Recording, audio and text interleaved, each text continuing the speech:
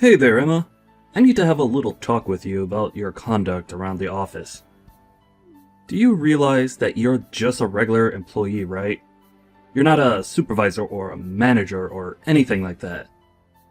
And yet, I've heard that you were chastising my daughter earlier today.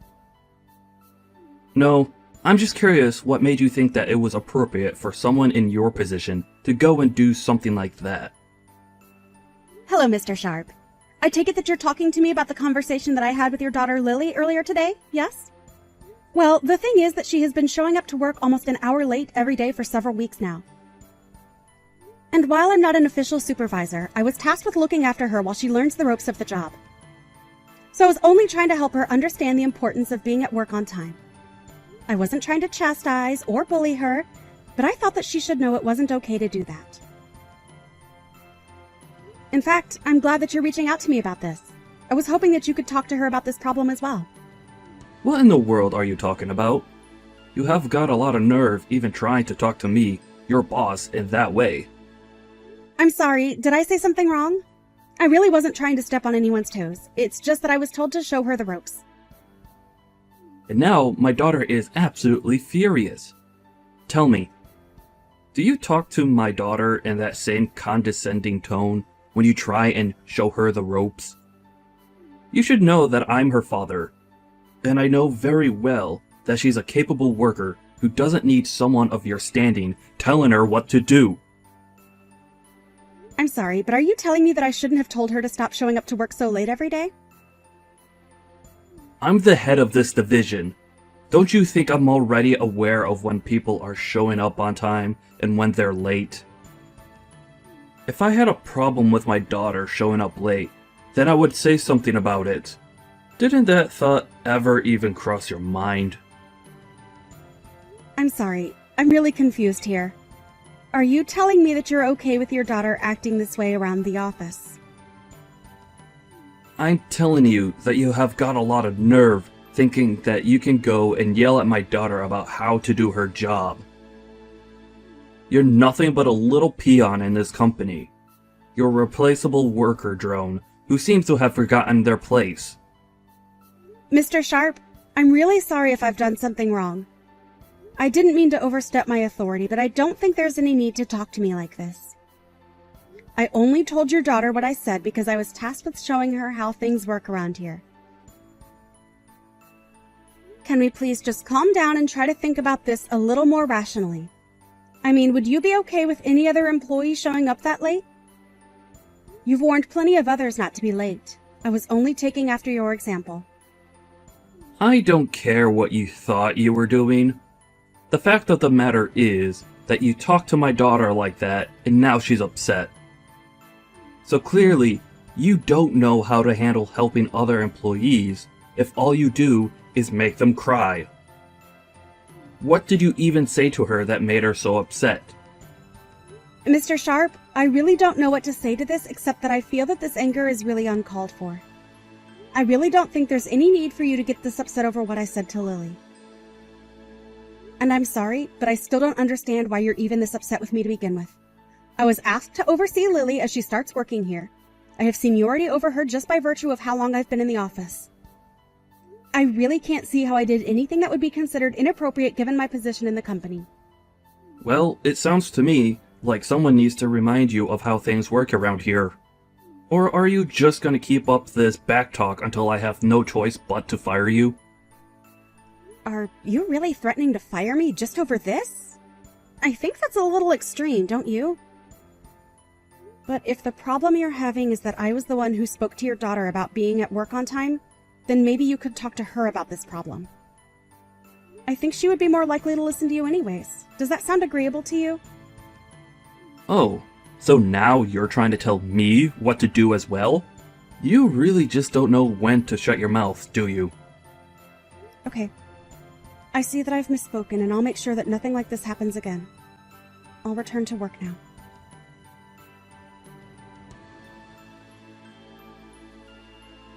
How many times am I going to have this same talk with you? Huh?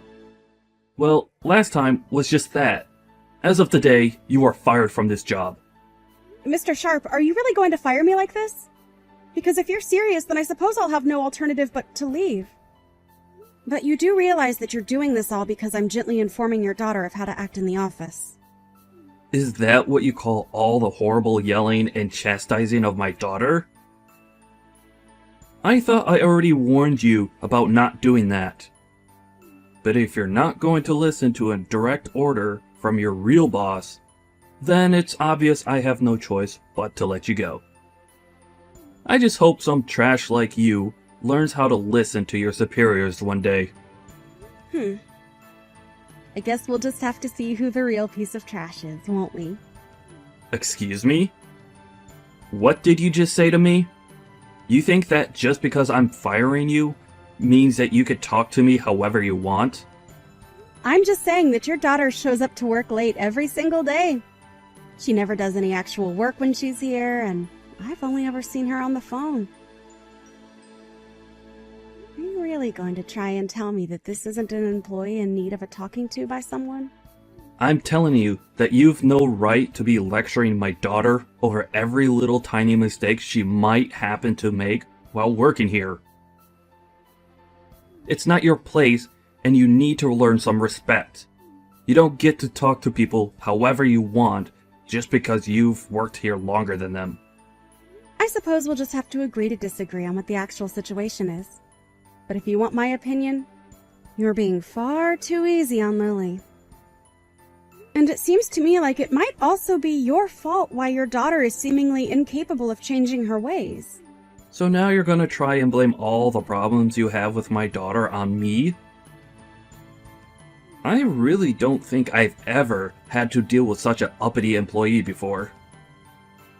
You know, your daughter actually told me the last time we talked that she was sick and tired of dealing with me and that she would have me fired.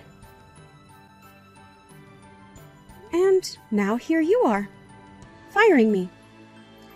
So I have to ask, is this because your daughter came to you and asked you to do this? And if she did she ever bother explaining to you why it is that she was being talked to by me in the first place? Oh, this problem is much bigger than just you and my daughter now. If you really think that you could talk to your boss the way that you've been talking to me, then it's clear that there's just no place for you here. I don't ever want you to even step foot into this office building again. Do you understand me? You are fired effective immediately. Well, okay then. If that's your final decision, then I won't spend any more time arguing my case. May I ask what you're going to tell HR and our managers about my firing? Because I think it might be difficult for you to merely be doing this because of how I treated your daughter. So, I'm just curious how you're going to present your case against me to the higher-ups in our office. And just why in the world do you think I would type out everything I'm going to say to them here for you to read? I'll find a good excuse to tell them that will make them all go along with my decision. I'm in charge of this department, and what I say goes. The only person at fault here is you, for daring to try and argue with me after I warned you to stop going after my daughter. I'm sorry, but I really think that I've been very calm and collected this whole time. The only one throwing around insults and using aggressive language here is you. Oh, why am I even bothering to talk to someone that I've already fired? Can't you just shut your mouth, pack up your desk, and leave already?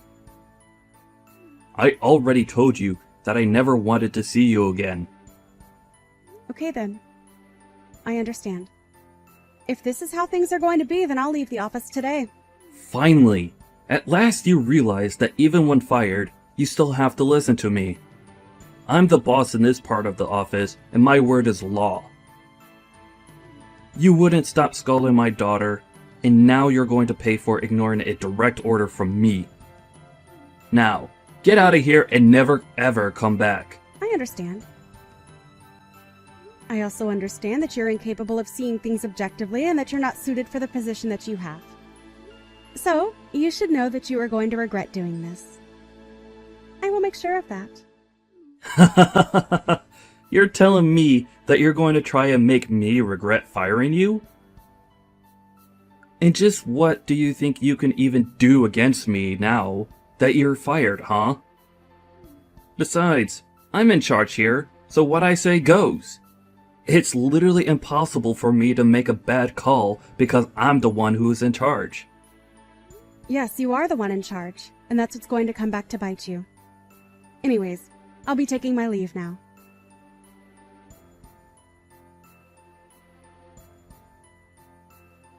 Hello, Mr. Andrews. I saw the message left on my desk that you wanted me to send you a message to talk about something. What can I do for you today? I was just wondering where in the world my granddaughter has gone to. I'm sorry. I don't think I'm quite following what you mean by that, sir. Well, it really is quite simple. I'm talking about my granddaughter. I want to know where she's gone. Did something happen to her? I've been asking around, and everyone has been telling me that I should be talking to you about this. So, I would like an explanation of exactly where my granddaughter has gone to, Eugene. In fact, why don't you explain yourself to my face? I want you in my office right this moment. But sir, I'm still really confused. I don't know what you're talking about. I don't even know who your granddaughter is. Are you blind? Or just illiterate? I said that I want you up in my office to explain yourself to me right this second. Yes, of course, sir. I'm sorry for not leaving right away. I'm already heading towards the elevator as we speak.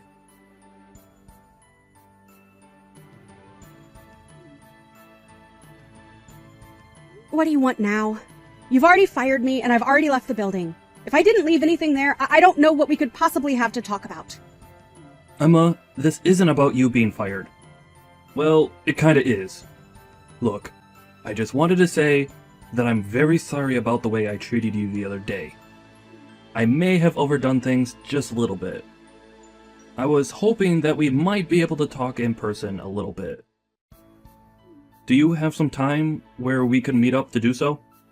Well, someone's attitude seems to have changed quite a bit now, hasn't it? Did something happen to bring about this change of heart? Again, I would just like to profusely apologize for the way that I was talking to you the other day. And I would also like to take this chance to invite you back to your position in our company. I had no idea that you were the granddaughter of the head of the company. Oh, I see. This is all because you finally figured out who I really am. Is that it? Please, you have to come back to work for us. Your grandfather ordered me to bring you back to the company at once. Nah, I'm good. Thanks for the offer, though. What do you mean? You mean that you won't come back to work for us? You don't want your job back? I don't really see what the big deal is. I mean, I only left the company in the first place because you were telling me to. And now you're going to come back to me just 3 days later to try and beg for me to come back?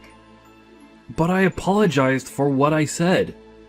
I really didn't mean to fire you. It was all just one big mistake. You have to forgive me.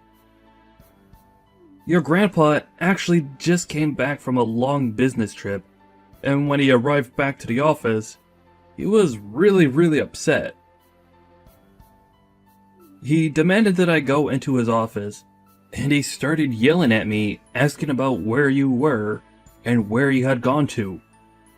It was only then that I realized who you really were. I really had no idea about any of this, so please, you have to forgive my ignorance. Well, of course you didn't know about who I really was.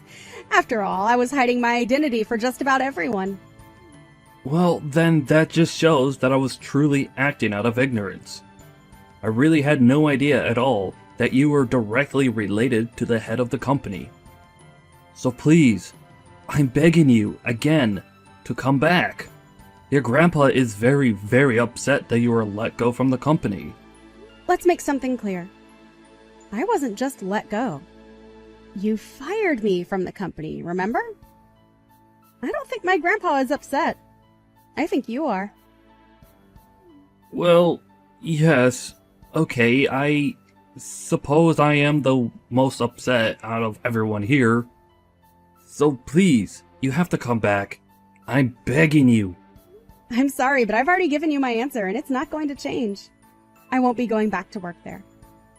You can go back all you want, but the fact of the matter is that I was fired. I can't just go back. I'll have that you were fired erased completely from your record. It won't show that as having happened at all. There's no reason why you shouldn't be able to return. We can pretend like nothing ever happened at all, and you can just go back to your old position.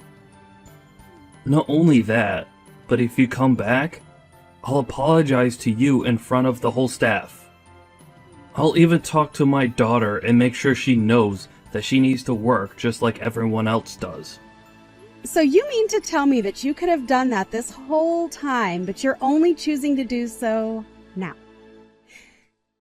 You know, if you had just done that from the start, then you wouldn't be in trouble like you are right now. But like I said, it's too late to try and change things now, so why don't you just give up already? Please, you have to come back. I'm begging you. Please don't say no to this. If the company president finds out the truth about how and why you were let go, then things are going to get really bad for me. Well, yes. I suppose if my grandpa knew how you were treating his staff, he would get quite upset. And you should also know that I'm his favorite granddaughter. Of course, even when I started here, he warned me that I wouldn't be given special treatment just because of that.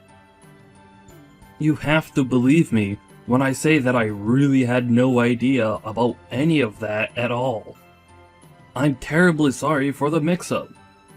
You really don't have to apologize to me anymore, you know. I already told you that it's not going to change anything.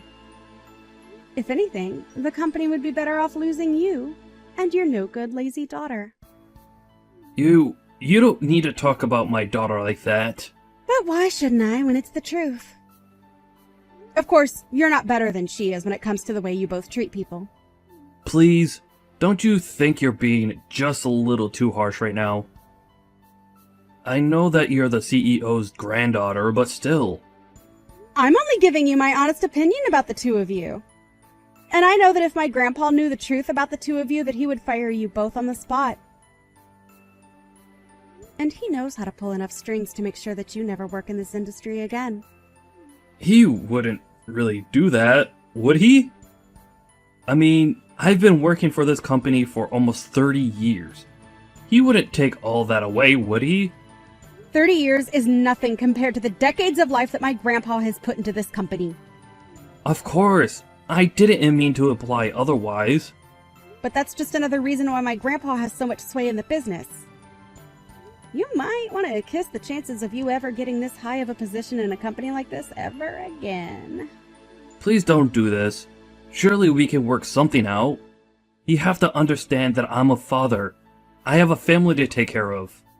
That excuse might have worked on me if not for the fact that you clearly haven't raised your daughter right at all. And when she started working here, she was like the spitting image of you and all her awful attitude. I hid who my family was so that I could be treated equally in the office. You were encouraging your daughter to act however she wanted because of who she was. Please, you really do have this all wrong. If I had only known who your grandpa was, then I would have never talked to you the way that I did. You have to know that I would have never said the things that I did. I would have never done any of this at all. I'm so sorry for everything. So I'm begging you, one more time, please come back. And I am telling you the same answer one more time. Not going to happen. Please, I'm asking as your supervisor to come back and work for us again. You aren't actually going to turn down a request from your superior, are you? You still think you're my superior? How can that be when I don't even work for you anymore? The moment you fired me, you lost any power or influence you had over my life. But, please, just do as I say this one time. That's all I need. You really expect me to just act like nothing happened between us at all? That's ridiculous and unrealistic. I really don't have time to carry on with this stupid conversation any longer. But if you don't come back, then I'm going to be in serious trouble. Don't you get that? If you don't come back, then both Lily and I might end up getting fired because of this. You have to come back and save us. You'll get your job back too. Everyone is going to win if you do this. You're acting as if I would have anything real to gain by helping you. But you're only asking that I come back to save your own skin. You were the one that fired me, and now you will have to live with that decision. I told you from the very start that you were being unreasonable and that you'd regret this. Now, if this is all that you have to say to me, I would appreciate it if you just left me alone instead. Please don't do this, Emma. I'm begging you. You have to come back. You have to save us. I'll even make Lily apologize to you. We're both begging you to come back. And I'm telling you that you can keep your worthless apologies to yourself because I don't want them. Anyways, enjoy what time you have left at the company. I may be fired, but at least I'll be taking the two of you on my way out. And good luck ever trying to find a job for you or your daughter in this town again.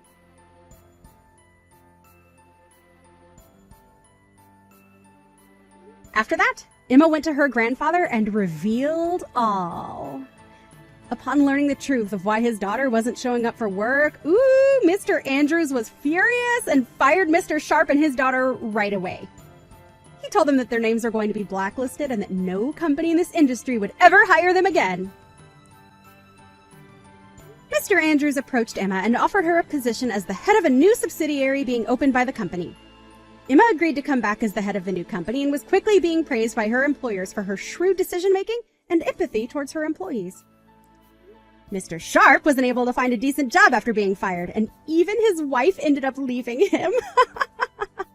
In his mid-50s and jobless, Mr. Sharp and Lily had no choice but to take on several part-time jobs just to try and make ends meet.